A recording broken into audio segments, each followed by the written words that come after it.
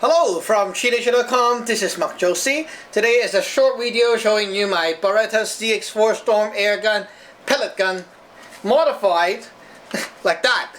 So basically, a while ago I was putting this gun on HPA setup with remote hose, and the tank goes on my hip or on the table. Okay, so it's more like a very much like a paintball gun. Okay, so you basically put this on your belt or whatever. Okay, right now I have it on my gun mounted like that, and so I do not have to wear anything on the belt. Okay, so basically the whole gun works the same way, and that's it. So it's really cool, right?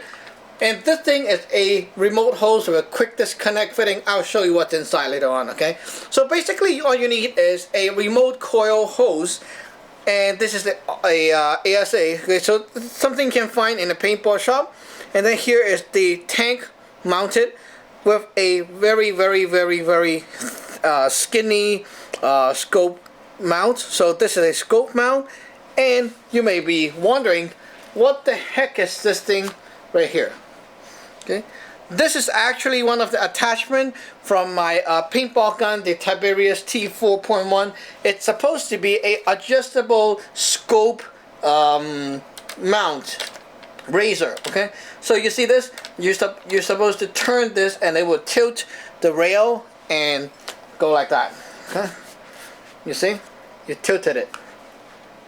So basically, my tank also tilted right now. See? Looks like that. And I can tilt it back by rotating that wheel. Pretty cool, eh? Okay. So there's a lot of rail space here. If you don't like it, you can mount it on the guns right here with this spot. You can mount it right here. Okay, it will still work. So basically, the idea of the gun right now is to use HPA, and you still have half of the stock right here for your shoulder. It will work, you see? Still working good. Very nice, eh?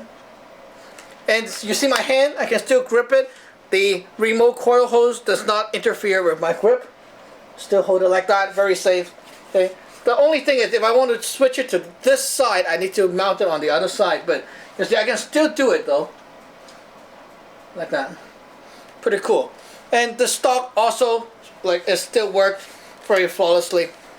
Okay, the only thing right now, the bad side of this is you cannot put the gun on the ground like that, because you see, this is not going to work. So it's going to, like, you need to be careful and get used to that thing.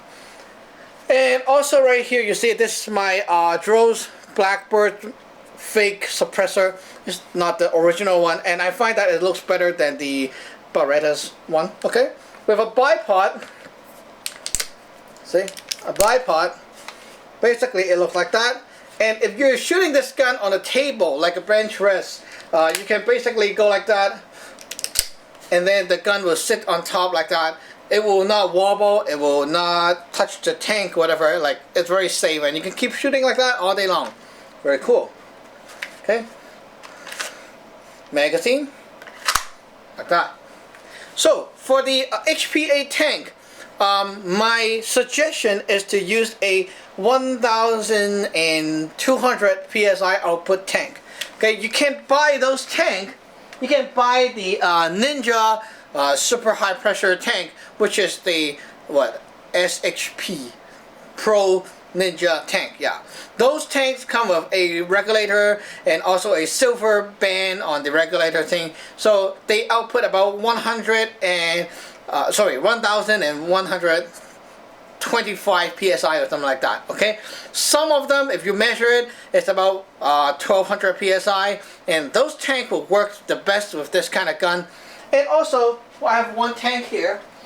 This tank is from grossmax.com, and you can buy that with a gold regulator and a fixed pressure output of 1,200 psi.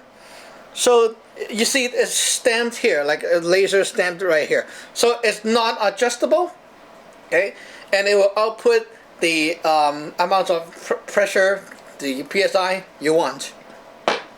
Basically, the same idea goes on the gun. Okay, just mount that tank right here. If you use a normal paintball tank, 850 psi output with a Ninja tank. It will give you about like the Canadian version, okay, Canadian version. It will give about 350 FPS or so with normal 7.9 grains pellets. If you are shooting 7 grain pellet, you will see a tiny bit difference, just like 380-ish FPS. If you use a tank that is 1000 psi output, it will not go to the 400. It will go to about the 360, 380-ish FPS. Okay, so you need to get a 1200 psi output tank to get you up to the 400 FPS range with pellets. So it's kind of lame, I know. The power limit on the this gun in the Canadian version is kind of lame. So if you use CO2, you're gonna get a bit more power. But then, mind you that because it's a blowback gun, okay, it uses quite a lot of air.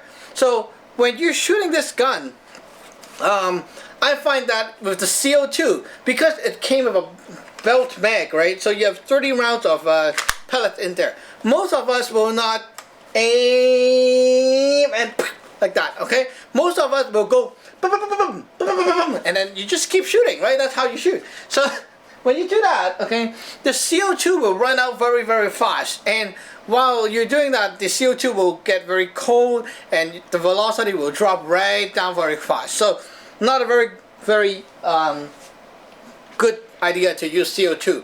With HPA, that won't happen. The FPS will stay around the same until your tank is out. Okay?